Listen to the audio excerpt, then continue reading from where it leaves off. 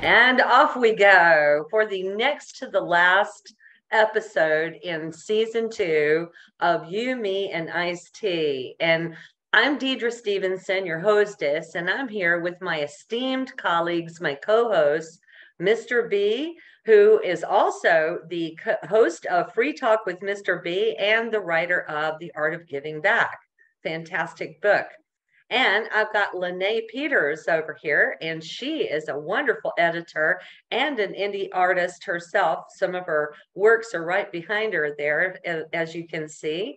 And there's Richard D., who's got a slew of fiction novels out there on Amazon that you should pick up, science fiction and fantasy fiction alike. Am I right?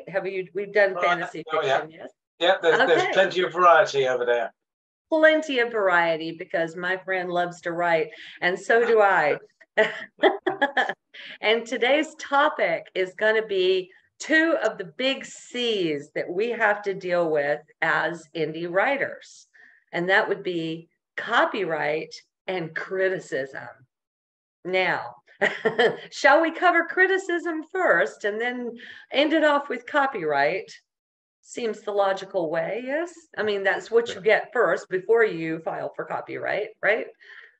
I mean, criticism, though, let's talk about that for a second. I mean, when you're creating something new, you're creating a story, indie art, indie anything. I mean, even the traditionally published, I'm quite certain, have had to deal with their fair share of critique, not just from proper literary critics, but from their friends, from their family, from peers, colleagues, other writers, editors. I mean, anybody who comes along and tells you, you really just, your writing style is just too raw, you're breaking all these rules, Incidentally, spoiler alert, that kind of makes me think of next week's guest, the fact that, rules are kind of something to throw out the window for some of us who don't believe in them.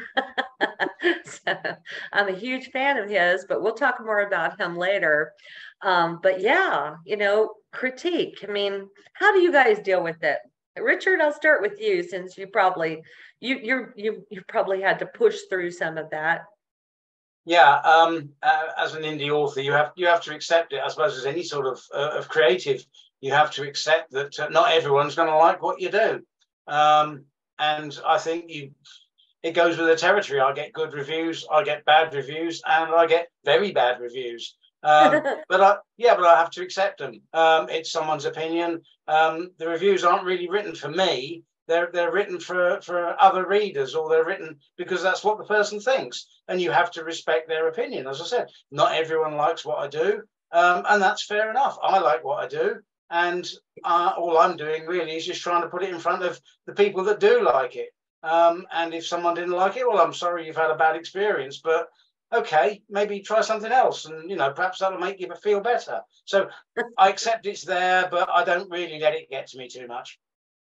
Well, and so you've always been kind of tough about this. Have you never been a little disheartened and felt like? I mean, I think it's like it's my baby, isn't it? My book, it's something that I've slaved over and I love, or I wouldn't put it out there. And of course, I want everyone to like it, but it's the real world, and things like that just don't happen, So yeah, when I first got a few bad reviews, I felt bad. I felt, like I'd let myself down. In a way, I'd let the readers down because I produced something that they didn't like. But then I thought about it a bit more. I thought, well, perhaps, they were just readers that really should have reading the wrong book. I mean, I've read books that I haven't liked. I haven't always left bad reviews, but it's not to say that I have enjoyed everything I've ever read. So you have to go with it, I think. And I've learned as the years have gone on that it's just something that happens and you have to take it. Exactly. So you just roll with the punches, right? Yeah, you have to, yeah. What about you, Lene? What do you think about critique? Well, as an editor and ghostwriter, I don't really take that personally because it's usually the poor author who bears the brunt of it. But as an artist, I get people critiquing my stuff all the time, saying, why do you do this? People from XY culture don't look that way. And I said, who said this person belongs to that culture? This is surreal fantasy art, and I can mix whatever I want. You don't have to like it. But what's more concerning for me about critique is that in the internet age, people tend to feel very empowered by stepping on someone else as a keyboard troll, where it's not face-to-face, and they direct their criticism at the author and not the work. Because if someone says, oh my God, Richard always writes these weak women, what's wrong with him? Instead of saying, oh my gosh, in this book, Valentine is such an horrible character, it's separating the art from the artist. And that's true in music and art and in literature and in fiction. And what I've discovered is there are quite a few groups on Facebook where people love certain genres. And there's a lot more people now being more respectful in their critiques, saying, I do not like this person's style personally, but I can admire that they do A, B, and C very well, or they research, or they try. So we just have to push through and try and become the majority voice of respectful critiquing, because myself as well, there are books that I did not finish. It's the big DNF, as they call it. And there are people who purely make their social media accounts based on DNFs with personal critiques. And my first thought is, well, first of all, you look like you've just finished primary school.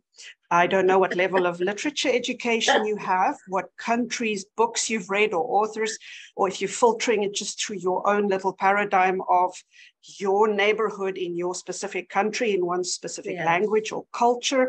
But I guess that comes with age. Us older writers, we've learned to start ignoring this kind of thing. We can just hope that the young ones who are starting out their writing journey can also learn to just don't read them, don't interact, don't respond, because a lot of the trolls just do it for attention. And they don't really have a valid leg when they make these criticisms to stand on. They just blurt out something to be relevant.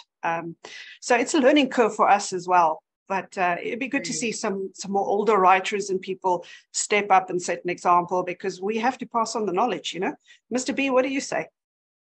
My side is thinking about, I don't know why it always comes to money sometimes.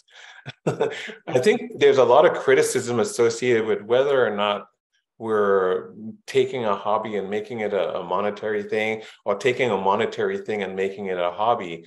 With what I do, I try to remind my participants that it's a hobby, so that we don't, get confused about what we're doing and get emotionally downgraded or depressed about what we're doing, because it's still supposed to be, like Richard was saying, it's who gives a damn? It's us, it's ours. So if it's our baby, let's just do it. When I first started doing Free Talk with Mr. B in Dubai, I got that while doing some networking. They want to know, how are you going to monetize that? And I didn't realize everyone was doing everything in their networking, hoping to gain some income.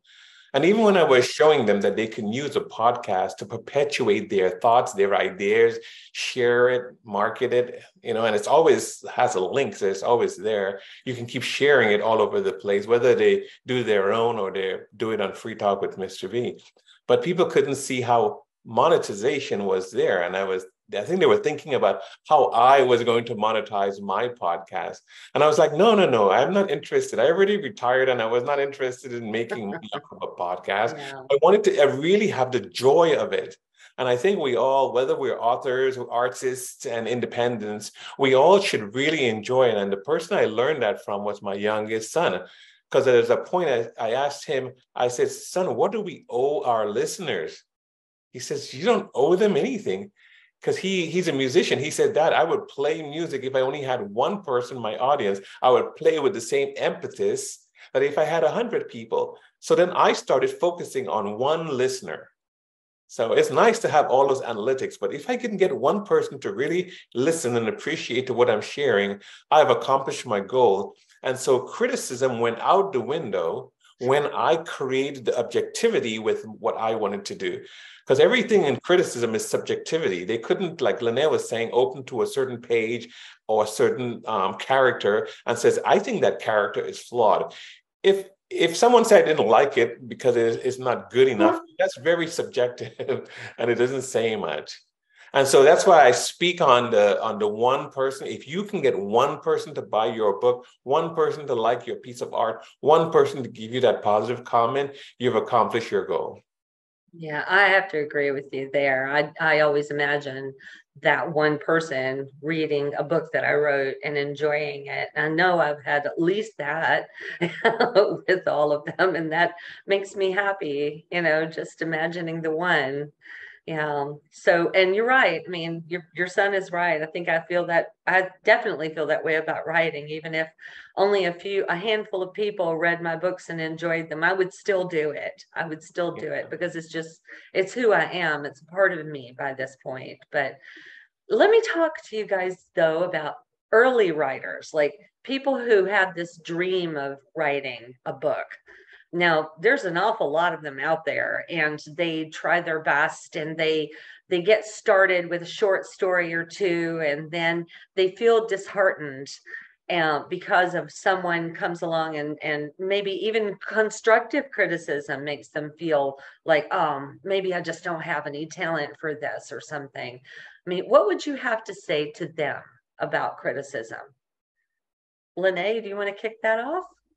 Well, I've been watching a few interesting debates on this lately on social media, and there's a lot of gatekeeping by older experts who tend to, due to failed professional success, I would say, or old grudges, they don't like the youngsters succeeding so easily, and they will frankly tell them that their writing isn't any good, don't take this course. And I'm appalled at this because ouch. You pay a lot of money, and it's become institutionalized. If you don't have a degree in literary writing, you can't write. It's a whole industry, which will take us back to next week's speaker, where there's apparently all these rules, but everybody's rules are arbitrary and they change every 3 months, which is just ridiculous. But yeah, it's the only criticism I can level at the younger writers is that you haven't lived long enough to have a midway perspective of life. You're in the optimism of youth or the extreme depression of youth, which they have a lot of up and down emotions. And even filtering your own writing over time, you can see your own you can pick up criticisms of your own work more easily before you put it out there, before you even show an editor. And that way, if you're honest with yourself about your writing and say, man, I could have done this better, then go and do it better. There's no shame in it. It's noble to improve. But yeah, take what the older people say with a grain of salt, because all of us have our own experiences, of course. And again, there's no one size fits all. Yeah, that's actually really great advice. Thank you, Richard. What would you have to say to add to that? Yeah, I think that there is a lot in what Lene says. Personally, I failed English at school. I failed it twice, actually. Oh, yeah. Just to be sure, just hey? to make sure. Just to prove it wasn't a fluke the first time. Yeah, and my teachers told me that I couldn't write, basically, and I believed them for so long. Bless. Yeah, and then I started writing, and I thought, well, I can, Yes. and it's surprising, and you only need one person to tell you it's good. It doesn't matter how many people tell you it's bad. Again, like we've said before, it's all subjective. Believe in it yourself, and just keep pushing until you find the people who like it. And in the end, you will find people who like it, and all it takes is a bit of perseverance, really. Yes, absolutely. So think about. Yeah, because I'm thinking about an illustration. I'm just coming into my head where a new artist went on stage as a comedian, for example, and he trips right over the cord, the microphone cord. And if he sat there and started crying and complaining and wondering why does everyone sabotage him, or maybe he is not good enough and leaves the stage, then he may never come on the stage again. But the smart ones, the ones who are not so self-centered and dwelling and diving into self-criticism, starts making falling jokes and start making stumbling jokes and start making chord jokes. Start making all kinds of jokes associated with that action and turn it into something. And everyone in the audience might think that's part of the plan. Because readers, listeners, viewers, they do not know what your plan. And so just like when we're learning speech and oral presentation from stage, we don't correct our own mistakes because as a new presenter, no one in the audience knew that was a mistake. They could just all look like part of the plan. And so self-criticism can really kill us if we're not careful. Now, Lene mentioned good self-criticism where we could check our work and humble ourselves. But sometimes self-criticism can stifle our work and make us feel that we should not even proceed because we're not good enough. And that's dangerous because new artists or new writers, like you said, Dedra, they should just pour it out because your heart, people somehow read things and thought it's magical when you think it's crap. They think it's amazing because that's how humans are. Everyone needs something that we're doing. I've gotten feedback about podcasts, gotten feedback about my book, I've gotten feedback about my personality and presentation. And I was like, oh yeah, I know, because I'm going forward no matter what. Exactly. You know? Yes, the only direction is forward. And yes, and I don't tell everyone my mistakes, you know, I just don't have to share it. Yes, exactly. I think that's really good. I think what you're basically saying is own it. You know, whatever happens, own it. You know, turn it into a positive too. Exactly. You know, I have a really good story about that. My book, Desert Magnolia. There's very sensitive topics, you know, in that book, incredibly sensitive topics, and I sent it off to one book blogger, you know, to have her read it and provide an honest review, which is often a good strategy, you know, to get your book out there. And, you know, well, thankfully she sent it back to me before she gave it she couldn't even finish it. This is a thing, because she said that the characters were just so horrible, like so evil, that she couldn't stomach it. She could not stomach their actions or what they were all about. You know, they were just so rotten to each other, you know, and I'm like, okay, you know what? This is kind of the point. I mean, really, you know, if she could, I mean, basically it's what you said, Richard. It simply was not her cup of tea. But I did use that as I put a disclaimer, you know, with my ads for the book after that. Like, it's not for the sensitive or the faint of heart. If you have the Constitution, you may read Desert Magnolia and appreciate it. You know, I mean, you guys have read it, at least, you know, Lene and Richard, you guys have both read it. You know what I'm talking about. Yeah, you know, loved it. so yeah. It's true to life. You can imagine families behaving in that way, especially if you have some experience of families and extended families. You can see parallels. Yeah, you can. Exactly. I mean, what I love about when I know I found a reader that likes my work when they start ascribing beliefs and motives that I hadn't even realized to the characters. You know, and then they say, oh, so and so did this, so that means they're thinking that, and I'm thinking, well, where did they get that from? Because it never occurred to me. But they're thinking about it and they're enjoying it, and they're almost writing a sequel for me. And it's great because you found someone who gets it. You know. You touched and the characters came to life for them. They were like real people. I mean, I recently had someone tell me that the character of Vladimir, I hope he, you know, I'm reading, I hope he dies at some point during the book. I'm like, well, you'll just have to keep reading to see if he dies. I'm not going to tell you. That's good. I was so happy about how enraged she was with him. That means he was a real person to her, you know. Congratulations to me, you know. Oh, mercy. Well, I guess let's see, we have 10 more minutes or so, so we probably should talk about copywriting these wonderful ideas. Now, what do you guys do in terms of copyright protection when you've gotten your work out there? Lene, how about art? Do you copyright art? Is that a thing? It varies country by country. So just a very simplified legal rundown is there are international copyright conventions. I think it's called the Berne Convention, and a lot of countries do subscribe to it. I'm not sure if the US has signed or not. I believe if you are in the US, you have to physically register each artwork or music piece or literary work at the Copyright Office in order to defend yourself if someone else is stealing your copyright. In the rest of the world, as soon as you've published it, you have automatic copyright. So please, legal disclaimer, go check what your country's laws are. But in terms of copyright, we have absolutes in copyright where there are, for example, if you want to refer to music in your book, this has been a big discussion on a few groups this week, you are allowed to say Living on a Prayer by Bon Jovi, but you cannot quote the lyrics. You have to get written permission from the copyright owner. Make sure you have legal backup.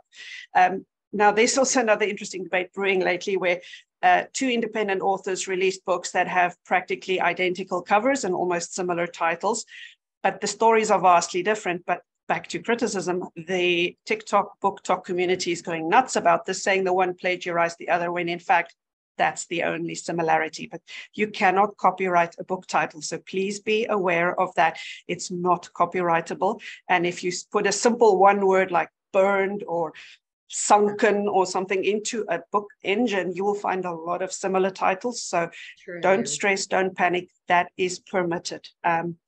Then we've got the AI and copyright issues where the lawsuits are still not finalized. So if you are using AI to generate cover art, please note that you may not always have the right to copyright that cover art. And because of that, your book might be pulled from all the online booksellers if that is the case. So do your own research first. But yeah, the normal copyright applies. There's nothing original under the sun, but if you quote someone else's book line for line, you are going to get caught out. So try and be original. Yes, exactly. Come up with your own ideas. It's just that simple, right? Richard, have you ever had any incidents with copyright in your No, I haven't. I mean, the situation in England is exactly as Lene says. Copyright is assumed. You don't have to apply for it. As soon as you finish typing, it's copyrighted to you. I've got date stamped copies of all my original works, and my editor has them as well. So if there's any argument about who wrote what first, I can tell you the day of the week that I actually had the first idea. The drafts and everything, the paper doesn't trail. Really bother me. I think a book, I don't know, 70,000 words, and another book might have the same 70,000, just be in a different order. But it doesn't mean that I've stolen it from you. Certainly my first book, when I gave it a title because it was the title it needed, when I actually put it on Amazon, I found there were half a dozen books with the same title, but they're not all science fiction, and they don't have a trader called Dave Trevize, so I'm not bothered. Exactly. Maybe someone's looking for the book and finds mine by mistake and thinks it's a better deal. I don't know. It might work to my advantage. There's certainly another author called Richard D out there, and that doesn't bother me either because I might be getting some of his sales. And he might be getting mine. You might just be. I love your confidence, by the way. It's so cool. And Mr. B, what about you? Did you file for your copyright through the U.S. Department of Copyright website? I did not. I know when I Google things and search engine things, whether Bing or otherwise, we search and realize there's no other art of giving back out there the same way. There's an art of a lot of things, but not the giving back one. So that was nice. Good.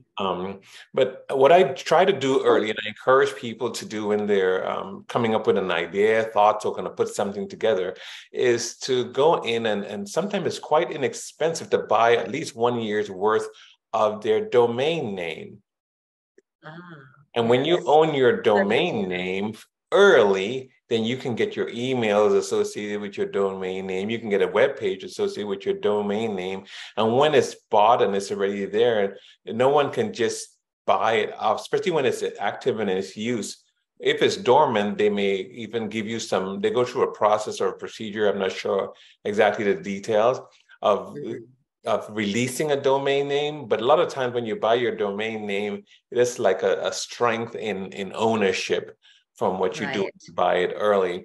And then you hashtag things too. So if you have your book, Richard or Dedra, you can hashtag that name and keep sharing that hashtag everywhere else. That doesn't hurt, to show where it come from. Yeah, that's actually very true. So these are all really great ways to mark your territory, so to speak, your intellectual property. It's incredibly important to do so. For me, I I really had some bad experiences early on, so I go through the Library of Congress copyright office for everything. I literally file for every work that I've ever written, every screenplay I've ever written, and even the one film that I produced, Lemonade. I have all copyrighted, the straight up filed Library of Congress, everything. It's all there. So it's lock, stock, and barrel, folks.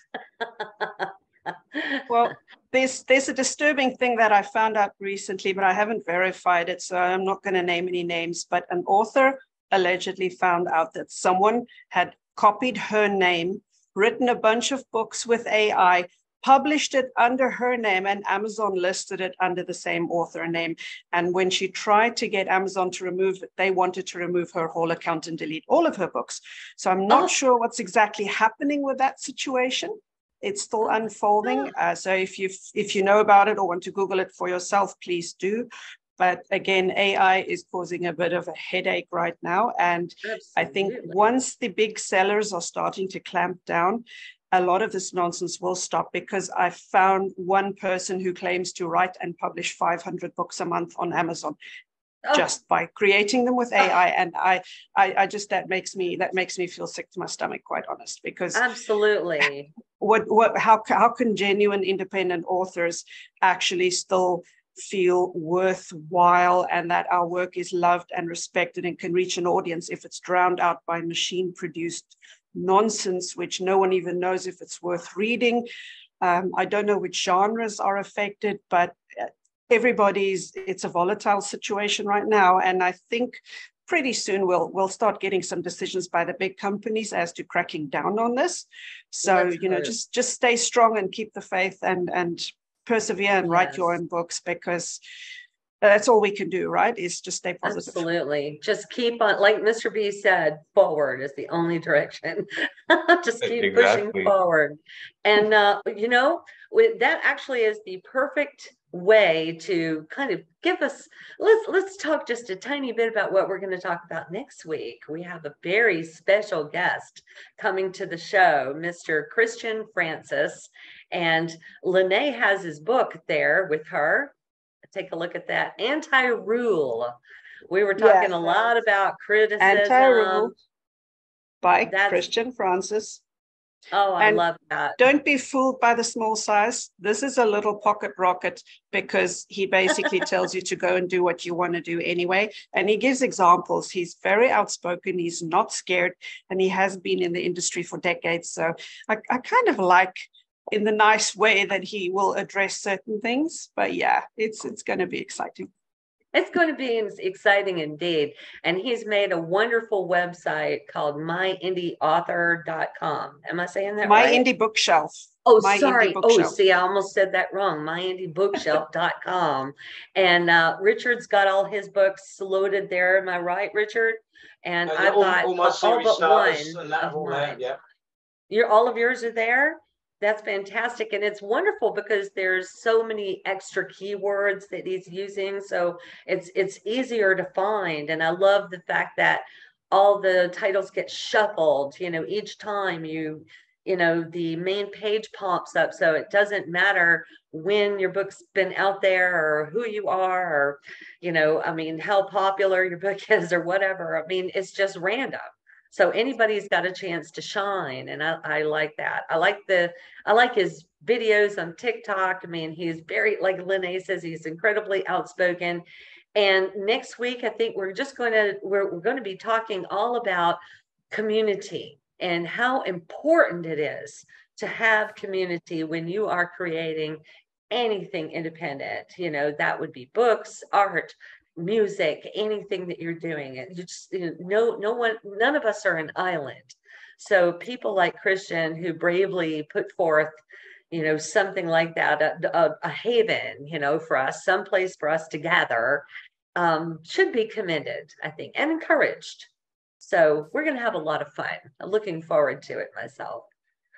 Yeah. So I guess we're out of time. You know, we're right on the half hour. So it's been so great to have you guys here. And I can't believe we only have one more show left before we take a little break and we come up with our season 3 ideas. So, but you know, it's all good. It just goes by fast because we love it so much. So we'll see you guys next week. Thanks.